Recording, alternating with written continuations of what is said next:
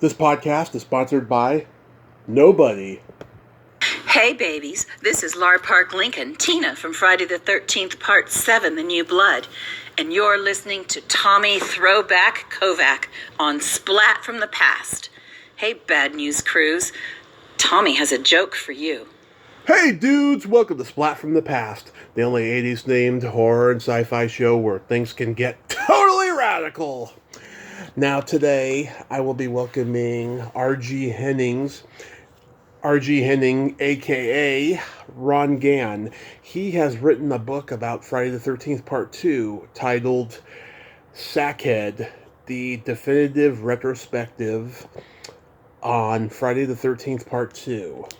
I heard him on Lauren Marie Taylor's podcast, and I had no idea this book was coming out. I thought it was pretty interesting, and you all know how much I loved the Friday the 13th movies, even Part 2. I've talked to so many people from it that I decided to have him on, and as it turns out, when his real name was revealed at the end of the episode, I realized I'm Facebook friends with the guy. I just didn't know who he was. So I'm going to have Ron Gann, aka R.G. Henning, on to talk about it, and I cannot wait. It's going to be a blast because I just love talking about Friday the 13th, the movies and all that, because it's my favorite series, of all the horror franchises, and I'm so lucky that I get to interview those people, but I've said that a million times, and I'm just going to cut right to the chase. So yeah, here is my interview with R.G. Henning, aka Ron Gann. Hey Ron, welcome to the show. How are you today? Tommy, I'm doing well. Can you hear me okay? I can hear you just fine. Good. Thanks for having me, man. I look forward to... Absolutely.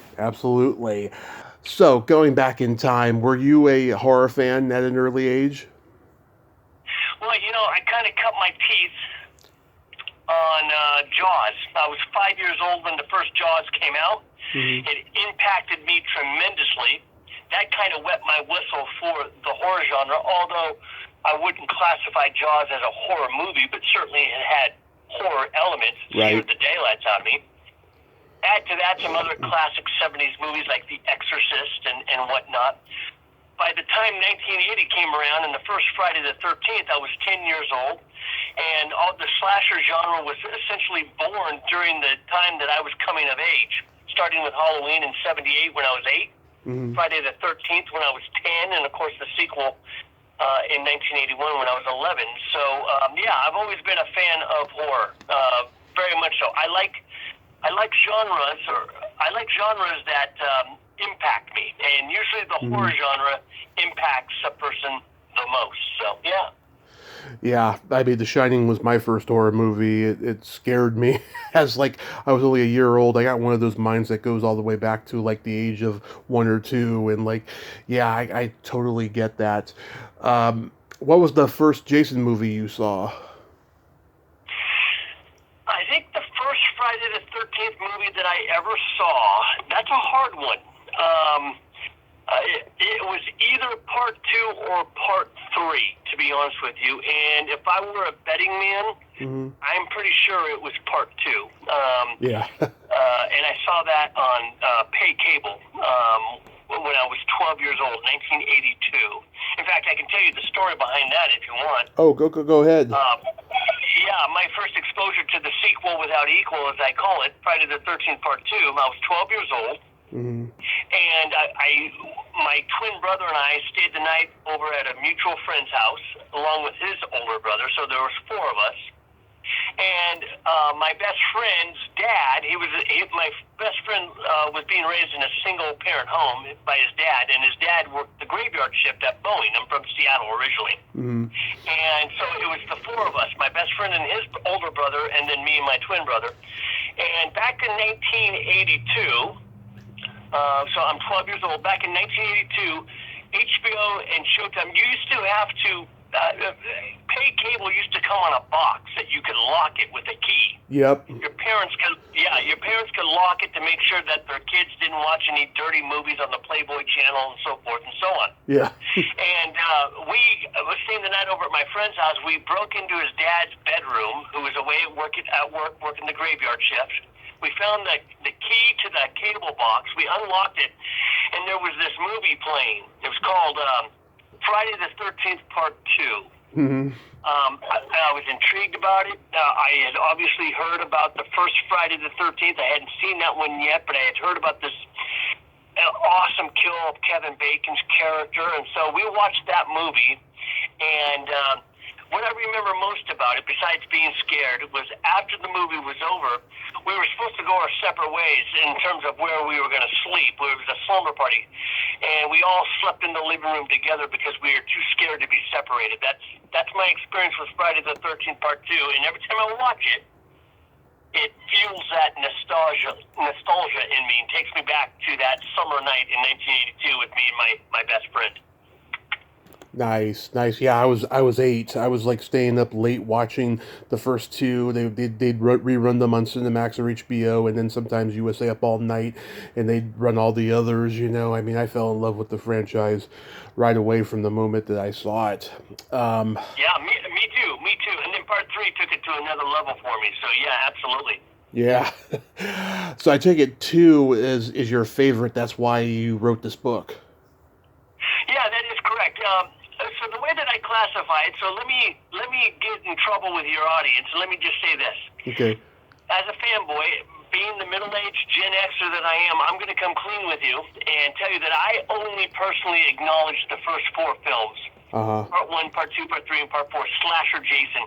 You can have all the rest. I don't care for Zombie Jason, Demon Jason, Space Jason, Fake Jason. I don't care for any of those flicks, but I love the first 4. But the way that I would classify them is Part 1 is the classic, Part 2 is the favorite, Part 3 is the iconic one, and Part 4 is, candidly, the best one. So, yeah, Part 2 is my favorite one. A lot of it because of nostalgia, but there's more reasons why it's my favorite, but we can talk about that in a bit. Okay. Yeah, I mean, I love the first one. I think it's the best slasher movie ever made, and that's saying a lot considering all the great slasher movies we've had, but there's something special about that takes me back to when I was 8 that I just love about it, But yeah. Let me just comment on that. I agree with you. The first one is a great it's a great slasher movie. I have two beefs. They're not major. One is some of the acting is a bit questionable. I won't name the actor or actors, but the big thing that I always got frustrated with was the off-screen kills. There's like 4 of them, and that always bothered me. In Part 2, there's only one off-screen kill. Right. But Part 1, I think, is probably the best made of all the movies. So yeah. Absolutely. So yeah, I mean, was this an easy journey writing this book? Thank you for asking the question. I'm not sure I know how to answer it, so I'll shoot from the hip here. Mm-hmm.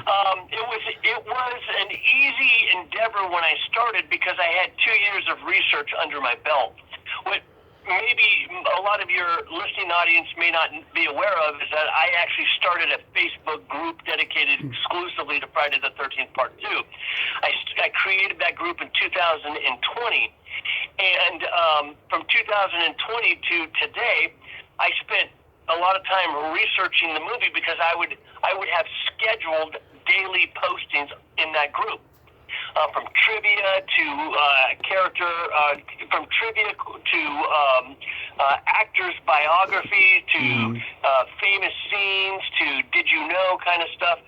And over the years, over 2 years, I accumulated a vast library of knowledge about the movie. So when I actually sat down to write the book in August of this past summer, all the information was there. I learned very little writing the book. Most of it was my tribal knowledge, although I did learn a handful of things that were pretty profound. So in that regard, it was very easy. Now, if you were to say to me, Tommy, hey, are you going to do Part 3? It's going to be a cakewalk, right? No. No. Because I had to dedicate at least 2 years to studying the movie, and I'm talking about behind the scenes, the principal players, and what the movie meant to them, and interviewing them. And I got to interview and work with the cast members for part 2 over the course of the last couple of years. So all of that led into writing the book, making it pretty easy. If I were to do another entry in the franchise, I'd have to be starting from scratch, and it would take me another 2 to 3 years, and that's not easy. Oh, yeah. Yeah, I mean, writing a book in general is not easy. Now, Sure, yeah. So did you have to go through legal channels to get this book written? Another great question. So I actually wrote 2 versions of the book because I thought for sure that because I have known other people who've been notified by lawyers, not the least of which was the Jason graphic novel that was slated to come out. But here's the deal. My book is not fan fiction. My book is journalistic and a documentary, more or less, on the movie. So that it falls under copyright protection. It falls under fair use is what I'm getting at. Yes. More or less reporting on the movie. However, I do have a lot of screenshots in the book. I have photos. So I was insecure about it, and so I wrote an entire version of the book void of any pictures or graphics that could be cause somebody to get litigious, right? Right. Well, it turns out and the book did not nearly read as well without those key graphics. So I ended up having a meeting with a gentleman by the name of Larry Zerner. Yeah, Shelley. Right. Yeah.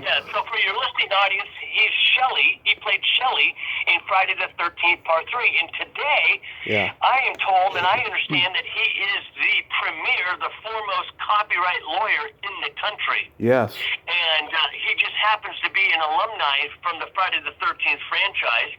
And I actually had a meeting. He took a meeting with me, and he said, "No, you're in the clear. Go for it." Basically, is what he said.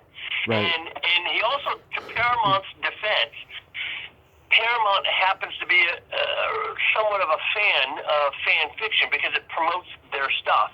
Now, my book is not fan fiction, but my point being, and his point was, they're not the type of people that come after people for this kind of work. So anyways, but my work was journalistic, so it's covered under fair use. My work, it was reporting, more or less. So, but I was nervous about it, and so I had a backup version ready to go. I actually thought that I couldn't even use Friday the 13th Part 2 in the title. And because sometimes these people can be sticklers. No, not the case at all. I had basically a blank check, and so I took advantage of it. Oh yeah, all the New Line sequels are not Friday the 13th because of the title. Yeah, I mean, it could be pretty dark, especially with, the lawsuit between Cunningham and Victor Miller, which has been out of control for the last decade and a half, Exactly. Yeah, did you reach out to Peter M. Bracke for any advice? So I did not, however, so I have, obviously, Crystal Lake Memories. His premiere work, which is really the Magna Carta of the Friday the 13th franchise. It is our Bible, so to speak. And so when I was writing this book, Sackhead, the Definitive Retrospective on Friday the 13th Part 2, I did my best not to go to Bracke or to his work. I wanted my work to be fresh, revelatory, and new. And but his work ended up being an invaluable resource to me because there were certain interviews and quotations that he was able to grab that I could not. Okay. They were very hard, particularly around Steve Miner. Don't get me wrong, I've met Steve Miner, but I met him and talked with him before I knew I was writing a book, so I didn't really interview him per se. So I did not reach out to Bracke personally, but I did consult some of his works, but not as heavily, but not gratuitously. His work is a 30,000-foot flyover survey of each film in the franchise, and it is credible and it is commendable, but it's not exhaustive. My book is exhaustive, so. Oh, that's good at least. Yep. Did you interview any of the cast members? I did. I interviewed Bill Randolph. I interviewed Russell Todd. So Bill Randolph played Jeff. Russell Todd played Yep. Scott. Lauren Marie Taylor played Vicky. And then I relied on my personal conversations with all the actors, Amy Steele, John Fury, Warrington Gillette, and others, Kirsten Baker. I relied on my personal interactions with them, having worked with them at various cons, because I worked with them on multiple occasions in Atlanta, Chicago, and New Jersey. And then I also relied on some legacy interviews as well. So, yeah. Nice. Yeah, I mean, I've had Adrian and Lauren Marie on twice. I've had Amy Steele on. Russell Todd was one of my very first interviews, like in the top 6. He's a great guy. I believe I actually quote some. I believe I actually quote some of your interviews. You'll have to check my footnotes, but I'm pretty sure I quote you a couple of times, or maybe I believe I have. I'm flattered if you did. Thank you. Yeah, no problem. Stu Charno I've had on. That was not a happy experience. I get more questions about that from 80s movie actors than anybody, because they knew him back in the day, and they're like, God, what happened to him? You know? Warrington. When did you have Stu Charno on? It was like early 2018. Holy cow! That is a major coup. I couldn't get a hold of Stu. I mean, I know that he's really sick now. Multiple sclerosis has really left him impaired and recluse. It was bad. Yeah. So, are you saying that your interview with him did not go well because of his sickness? Partially because of that. Well, what happened was, for like 10 minutes, everything was going great. He was, even though you could tell that, something was wrong, he was sad, and he had this sickness, right? He was good for about 10 minutes. We're talking about he worked with Rod Steiger on his first movie and all this. And then once I bring up Friday the 13th Part 2, he got belligerent and weird with me, and he started going on tangents. And there's so much I wanted to ask that I didn't get to, because I had never been in this situation before with any guest. I had nothing but good experiences leading up to that point, and I just let it play out. If this was now, it would be different. I would just cut it off short. But at that time, I was just like, wow, this is a new experience for me, and it was sad. Was he angry at you or something because you wanted to talk about Part 2? I don't think he was angry at me for wanting to talk about Part 2. I just think that he was just angry in general because of this disease, and just it killed his career, Yeah. Did that interview ever go live? Oh yeah, it's out there. That's why I get questions about it all the time, because a lot of 80s actors that I've talked to, they're like, "Oh my God, I heard the interview with Stu." I was like, "What happened to that guy?" Can you send me the link to it? Of course. I would love to hear it.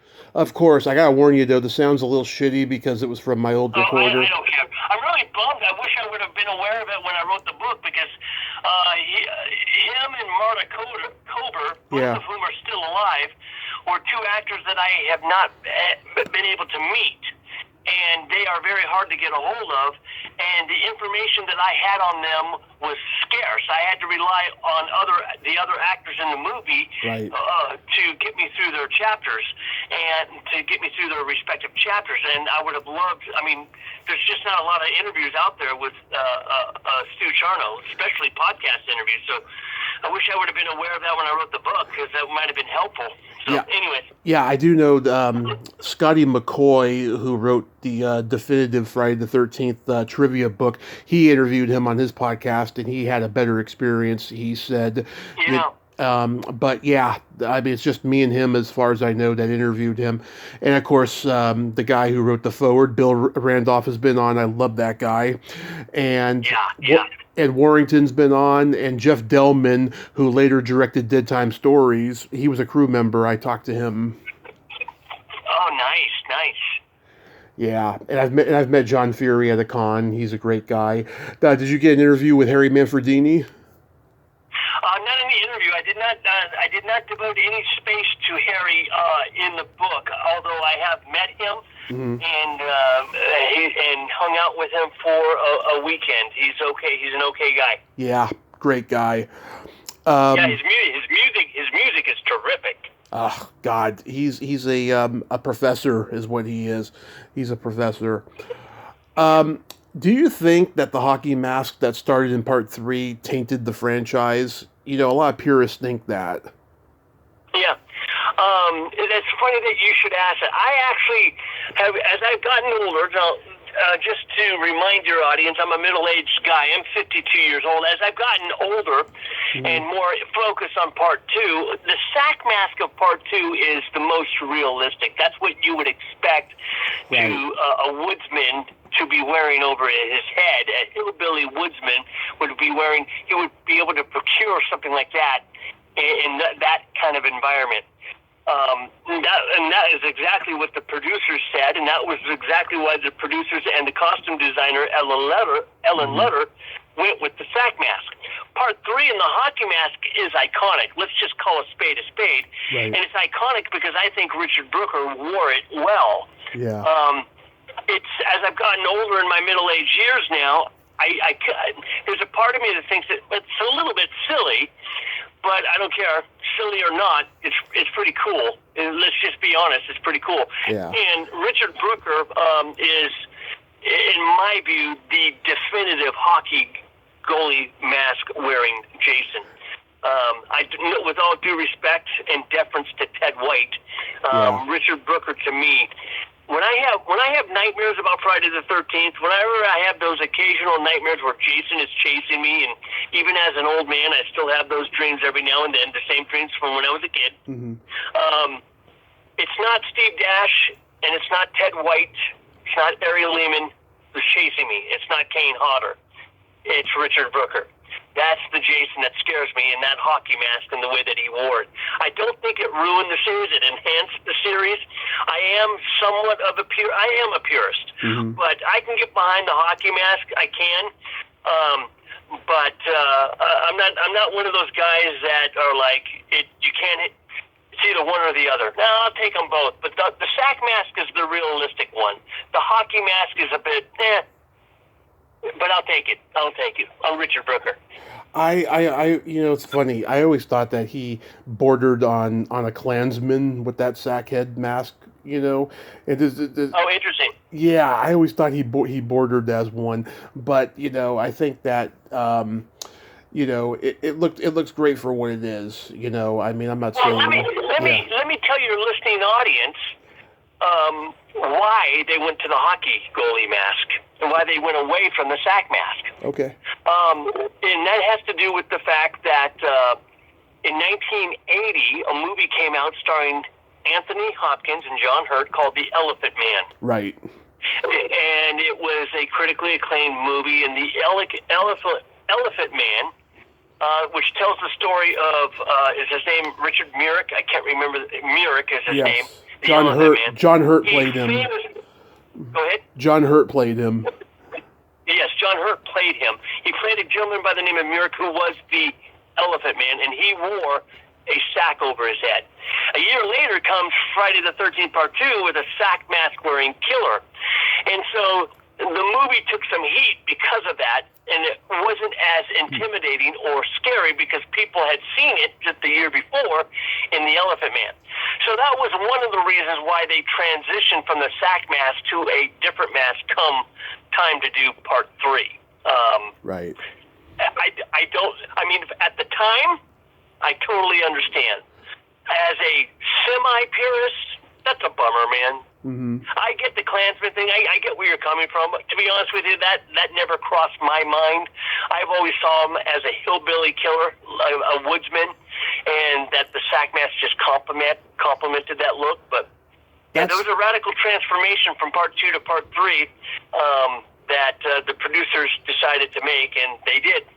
That's a fresher perspective. I'll take that. I like that he was like a hillbilly farmer with that mask. Tom Savini, he turned down 2 to do The Burning, and then came back for the final chapter because he didn't like the what the makeup looked like for 2 and 3. Do you think that if he had done the makeup for part 2, it wouldn't have made much of a difference? So,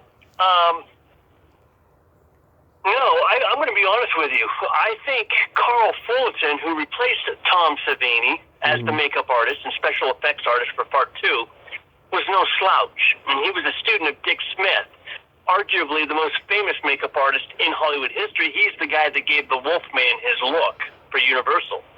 And Carl Fullerton was his protege. And Carl Fullerton's makeup job in part 2, I honestly think, is the best makeup because it's the most realistic of a woodsman, feral, hillbilly killer. And I think it looks awesome. I don't care what Tom Savini says. He went and did The Burning, and that was his prerogative. His special effects in that movie were great. The movie itself, but the special effects were great. And I'm glad that he came back and did part 4. I really am. But I actually like the look of Unmasked Jason in part 2. Probably better than any other look, Unmasked Jason, in any other entry. I think it's the most authentic and realistic of a mongoloid hillbilly. So. Yeah. What's your favorite kill in part 2? Oh, I gotta go with the double impalement of Bill Randolph and Marta Kober, a.k.a. Jeff and Sandra.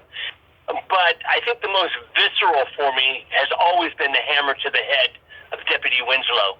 Yeah. The cop in Jason's Jason's shed.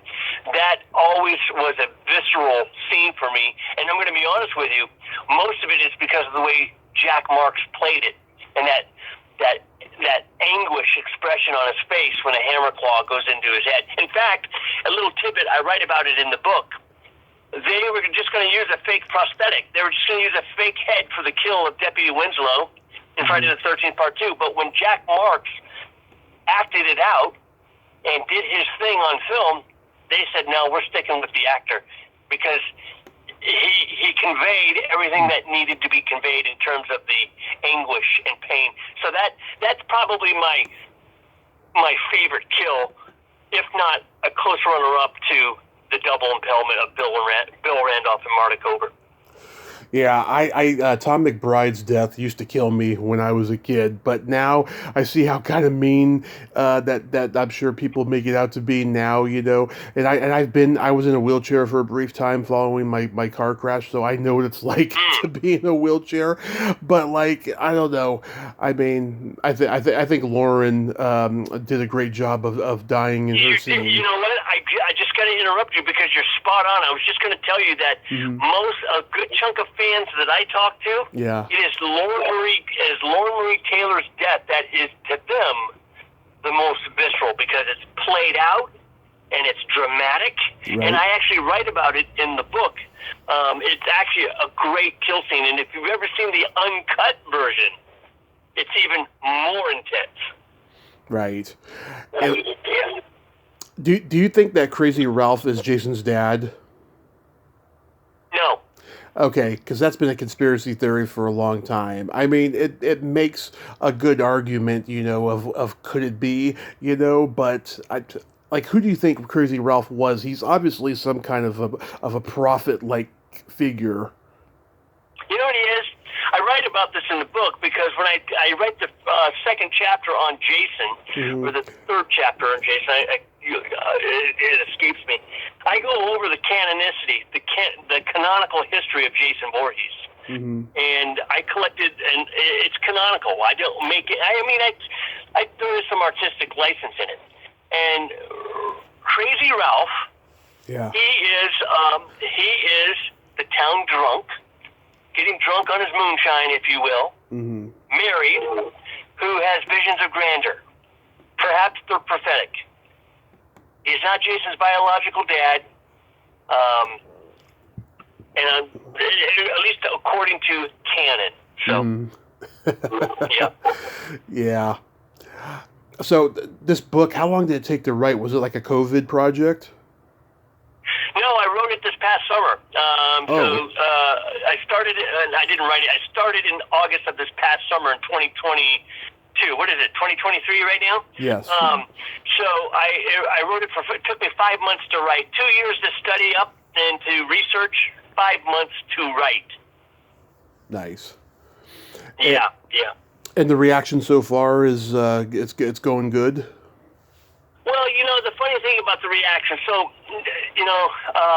nobody's going to tell me, hey, you suck, right? People tend to want to like the book, whether or not it deserves it. They tend to want to like it. Fans are so hungry for something in the genre, for something in the franchise, that it's appreciated. So nobody's going to, at least to my face, going to flat out tell me that it sucks. But the response has been, pretty doggone flattering. The Amazon reviews are pretty good, and the book is selling very well, and it's exceeded my expectations, and I was really nervous. I think I was put at ease when the cast got behind it.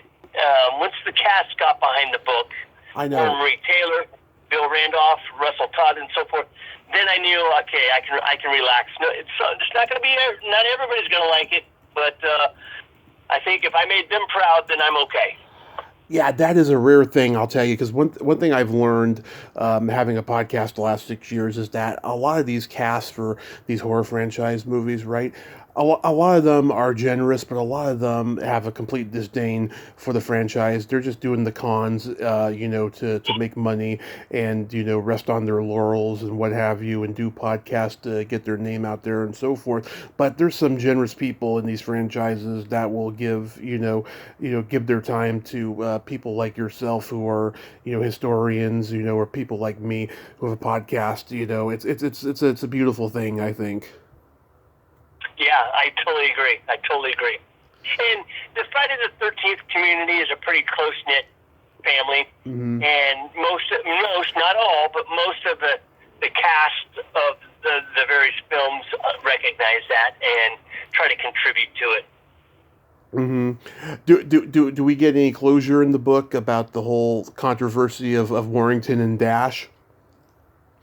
I deal with that in chapter 3 in great detail. I avoided any sort of salacious stuff in the book because I wanted it just to be an inspiring, passionate love fest about a movie that I loved. However, you cannot do an exhaustive retrospective on a movie without getting into the weeds on some of the stuff, because it's a very pronounced thing. Elephant in the room. What's that? It's the elephant in the room. It is the elephant in the room, and it's a very pronounced issue in Friday the 13th lore. So, yep, I deal with it in chapter 3.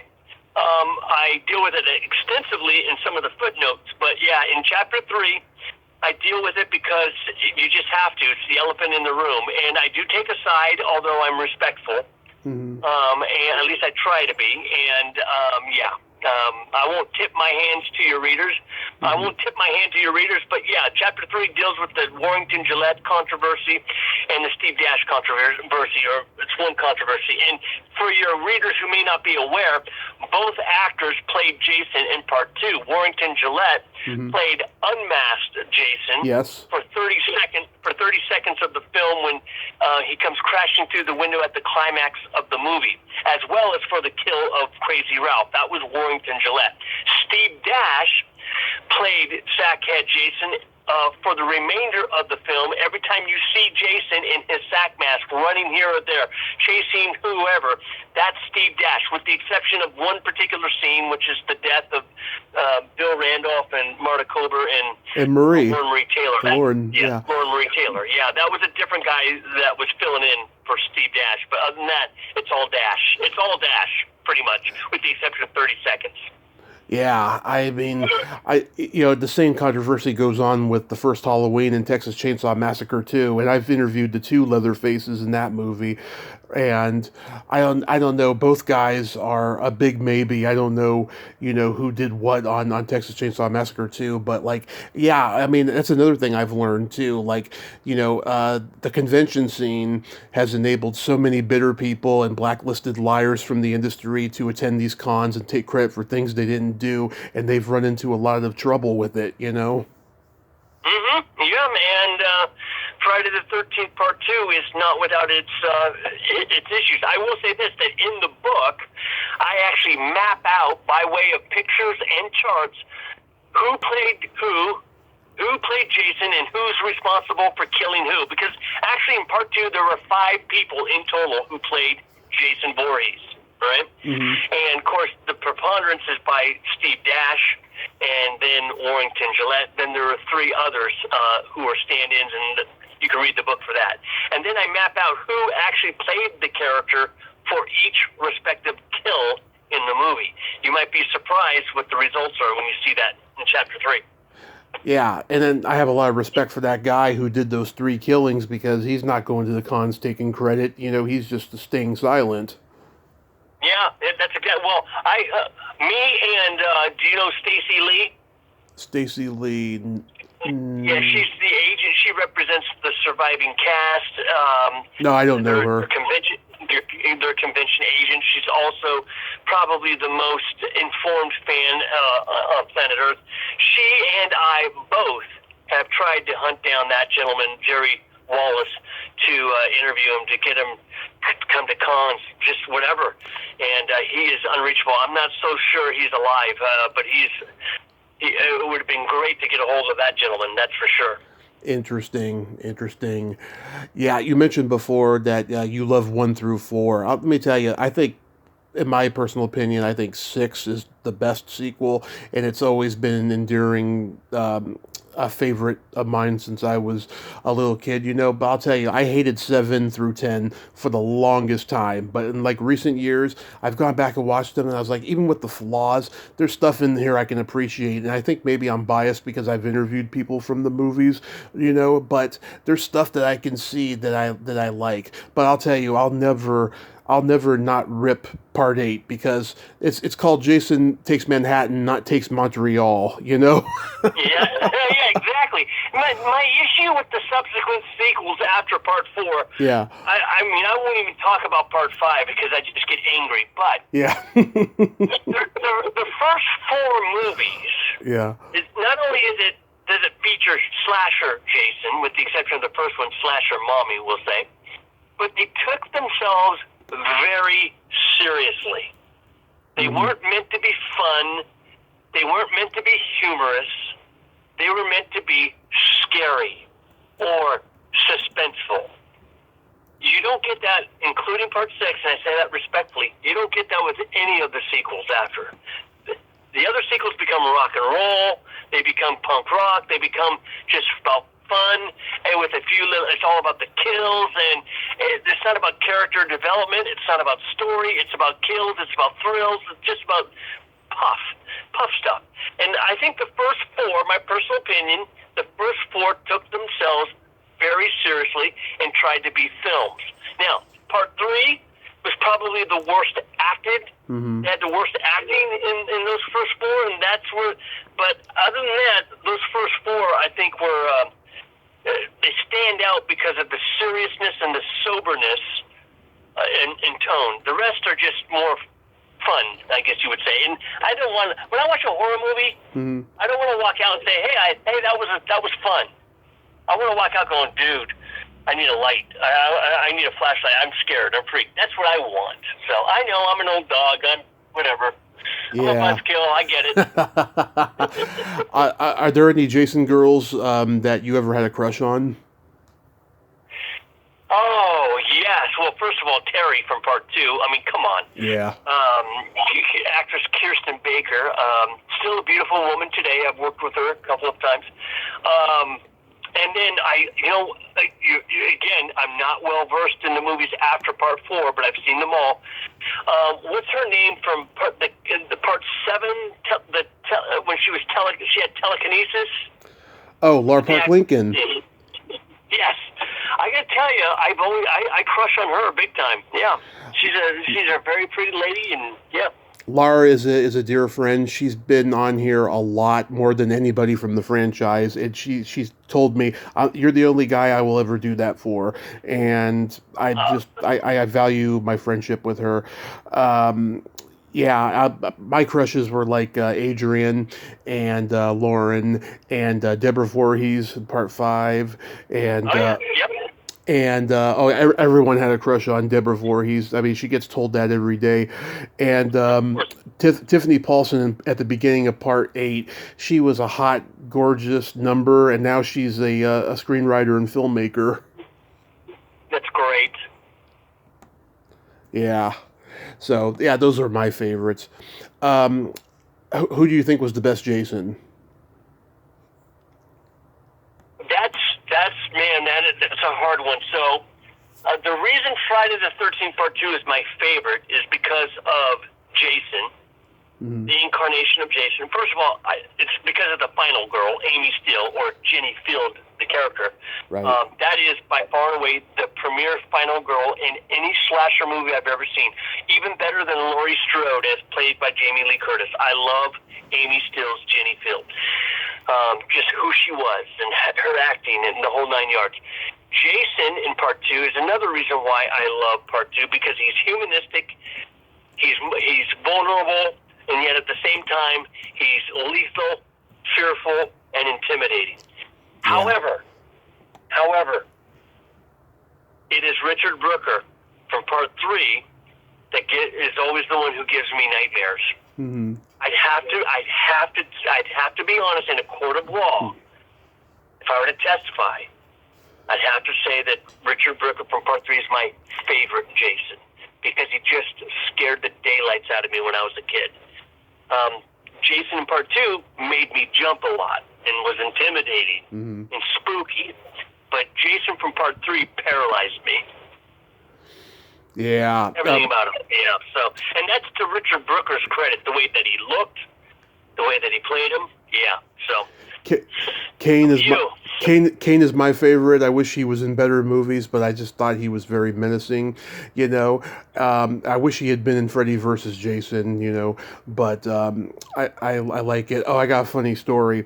The first time I met Ari Lehman, the first Jason. I was at Monsterpalooza in Pasadena, and Kane's line was out the door, but that didn't stop him from coming over to Ari and messing with him, right? So Ari is signing my DVD cover, and Kane came up and pinched him on his arm, and he smeared his name all over the DVD cover. And then I gave him this look. I gave Kane this look, and he was like, "What are you looking at?" And then walked away. And then I said to Ari, if I don't meet him this weekend, I'm going to count that as his signature.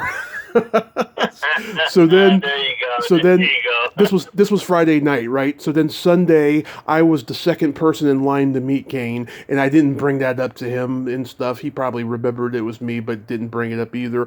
But I had a good experience meeting Kane, and then I met him again, I think a year or two later at Monsterpalooza again, and I've met him twice overall, and he chokes me in at least one of the pictures that I recall. There you go. Yeah. Nice. Yeah, that's awesome. So are you going to do any kind of signing tour for this book? Yeah, I had a promotion at the beginning just to generate sales early on. I had me and Bill Randolph signed 40 books in advance for 40 customers. What I'll probably do is we're going to be making the books available at conventions with Part 2 actors. I'll be at Monster Mania in March, and we're going to have a couple of books there. Laura Marie Taylor's going to have a few books here in a couple of weeks, and she's going to be at a convention. And then, assuming that goes well, I'll take some books with me to some other conventions. I'll sign books free of charge for those who buy them. Cast members, you have to pay for that, but that's how it rolls. Yeah. Yeah, and we'll see how it goes. I anticipate that fans will. Look, if you're a fan of Friday the 13th Part 2, and let me put it this way: if you're a fan of the Friday the 13th franchise in general, or Friday the 13th Part 2 in particular, you're going to want this book because it is an exhaustive retrospective. It contains interviews, backstories, character analysis, trivia, anything that you could want a diehard fan would want, I think, is in this book. I mean, it's the shortest movie in the series. It's over 40 years old, and if you write a 277-page book, you can rest assured you've turned over every stone about the movie. So I would recommend, if you have fans who are listening, that they get the book because it's got to be in your collection. So awesome. And why R.G. Henning? Yeah, well, that's a pen name, and that was at my wife asked me to use a pen name. I've written books before, non-genre books, academic books, under my real name, which is Ron Gann, and how people know me on Facebook, Ron Gann. But my wife said, hey, look, my wife hates horror movies, hates them. Hates horror genre, right? She likes rom-coms. She's a chick, right? Yeah. So she said, use a pen name. Use a pen name. I said, okay, I will. So, and I just did it to concede as a favor to her because she gets all spooked by the genre, right? So, yeah. No problem. Stephen King wrote a couple of books under a different name. What was it? Richard something? Bachman. Yes, Richard Bachman. Yeah. Richard Bachman, yeah, and when you promote this podcast, you can promote me as RG Henning. That works, okay? Oh, absolutely.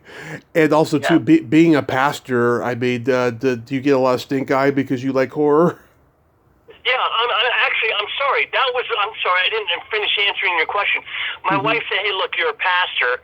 Come on, some people can get uptight about horror." So yeah, sometimes I get a little bit of a stink eye. I'm not a guy that's into gratuitous violence. I like good movies, but the slasher genre and pastoral ministry don't always jive together in a cohesive, comfortable way.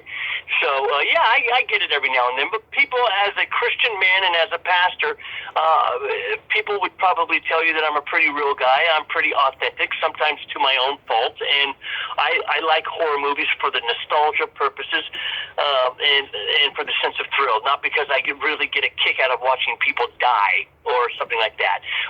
The people who love horror movies generally love horror movies because of how it makes them feel, the suspense, right, fright, the impact, the thrill. It's not because, generally speaking, they have a bloodlust. Exactly. If that's the case, then they need to get psychological help. So once people realize my motivation, that I'm actually a film buff, even the most religious people, they're okay with it once they get to know me in that regard. Yeah, and a lot of miscreants and outcasts are drawn to horror because it releases their tension and their feelings. Yep. You know, they don't have the guts to kill anybody, but yet they like seeing it. You know. Yep, exactly. Yeah. Are you going to write another book? Well, like I said earlier in our conversation, that's a big task. To be honest with you, it's like asking a woman who just had a baby, literally just had a baby, saying, "Hey, are you going to do another one?" Yeah. The first thing out of her mouth is absolutely freaking not, right? And that's how I am right now, because it was such a labor. It was a labor of love, don't get me wrong, but it was such a labor. I can't even think about putting a pen to paper to write again. The 3 books I had written before had been written over 10 years ago. I thought I was done writing books. Right. So when I wrote this, it came out of my heart, and so it was easy to write. But it took a lot out of me. In fact, I'm taking a break from all things horror-related for the next 6 months or so just to recharge my batteries. So no, I'm not going to write a book on just yet, but if I do, it's going to be part 3 and it'll be down the road. And I'd be lying to you if I said I didn't have an outline, but that's as far as I've gone, and that's as far as I'm going to go for a while. Yeah, I feel sorry for a lot. You know, I've interviewed a lot of historians, right? And you know, they write a book, and then next thing you know, their publisher and their agent comes to them and says, "Write a book about this," and they don't know anything about it, but they're doing it because they have this sadness about them of you know, without this, I'm nobody, you know. And I just, just like, why don't they just write from their hearts? I don't get that. I really don't. Well, there's actually a motto. There's a motto that is really big and has been around for decades within the publishing community, and the motto sums it up, and it's this: write what you know. Exactly. If you write what you know, you're going to be authoritative, and it's going to be fun for you. If your task, like if I say, Tommy, I need you to write a dissertation on pastoral ministry, you're going to have a conniption fit because you're not writing about something that you know. So you have to take all the time to learn about it, and then that sucks the joy out of it. So Friday the 13th Part 2, I wrote what I knew, and that's why I pounded out 277 pages in 5 months, and that's because it was fun, because I was writing what I know. So, and if I do write another book, it'll only be writing what I know, which would be Part 3. Well, I hope you eventually do write that Part 3, and I'll definitely get a copy of this one. And I thank you so much for coming on. This was a lot of fun. Hey, man, it's been a pleasure. I'm so glad that we were able to make this happen, especially with my hair being on fire in terms of my scheduling. Yeah. I hope that we can talk again. I appreciate your support, brother. I would love to. By the way, my birthday's 2 days before yours. I'm June 6th. Nice. That's D-Day. Nice. Okay, buddy. D-Day. All right. You have yourself a great night, and be safe out there, Ron. All right. You too, buddy. God bless. Bye-bye. God bless. Bye-bye. Well, there you have it. Ron Gann, a.k.a. R.G. Henning. Ain't he a cool dude? Go check out that book. I'm sure it is a masterpiece, and I'm going to pick up a copy as soon as the funds come in. Well, until next time, this is Tommy Throwback Kovac saying, there's no shame in living in the past, because the present sucks. Later, dudes! Ch-ch-ha-ha-ha. Ch-ch-ha.